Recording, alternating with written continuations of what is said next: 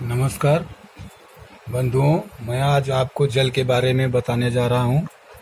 आयुर्वेद की दृष्टि से जल के कई प्रकार होते हैं, जैसे दिव्य जल। दिव्य वायु एवं बिजली के संयोग से तड़ित हुआ जल जो आकाश से ओलों के रूप में गिरता है, वह दिव्य जल कहलाता है। जो शीतल, श्रमनाशक, रूखा, वात, कफकारक और मूर्छा, सरदर्द और हिचकी को दूर करता है। पित्त में लाभदायक है। गंगा जल। गंगा जल का मतलब गंगा नदी का जल नहीं, अपितु जल की एक विशेष किस्म है। किसी मिट्टी के पात्र में, बर्तन में स्वच्छ चावल उबालकर उसमें अपेक्षित जल भर दें और 48 घंटे छोड़ दें। यदि चावल का रंग बदल जाए या सड़ जाए तो गंगा जल नहीं है, और यदि रंग न बदले तो वह गंगा जल है। इसके लाभ कई प्रकार से हैं। सर्वदोष नाशक, हल्का, शीतल, रसायन, आनंदवर्धक, पाचक, बुद्धिवर्धक, मूर्छा, तंद्रा, दाह, श्रम और तृष्णा को नष्ट करने वाला होता है। यह समुद्र जल सर्वदोषकारक, खारा, नमकीन, शुक्र, दृष्टि और बल का नाश करने वाला होता है। यह दुर्गंध युक्त, दोषकारक, सब कामों में अहितकर, किंतु अश्विन माह में इसके दोष कम हो जाते हैं। तुषार जल। यह जल हल्का, शीतल, श्रमनाशक, पित्त पीड़ा शामक, दोष निवारक, जल रोगों को हरने वाला, कुष्ठ,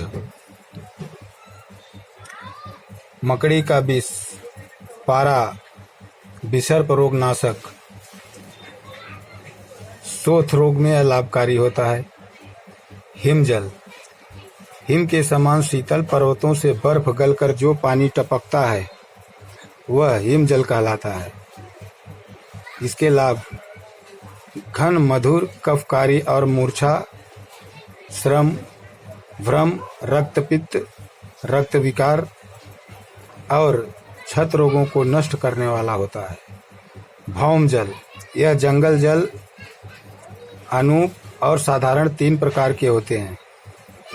जंगल, अनूप और साधारण तीन प्रकार के होते हैं।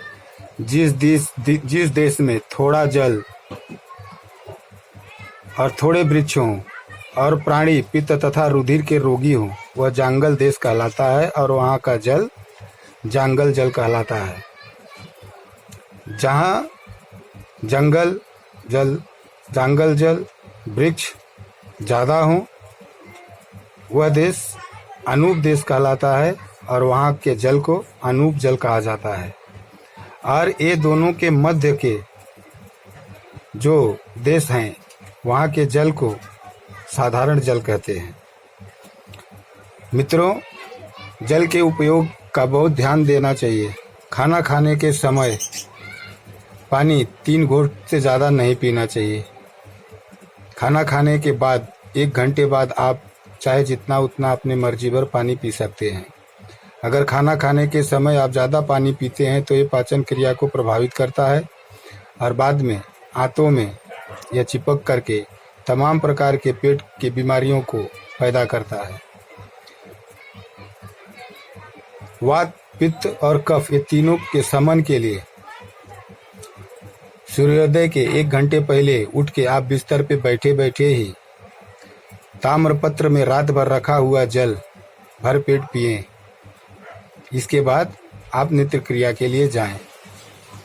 आपको कभी भी किसी भी प्रकार का बदहजमी, बीमारी, वात, पित्त, कफ, ये तीनों रोगों का नाश होता है और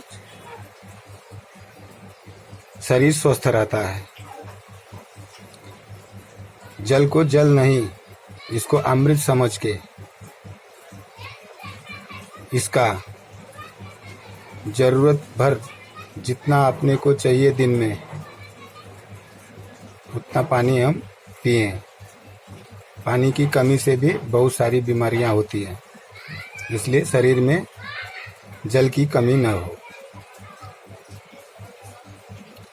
आज के लिए इतना ही। नमस्कार।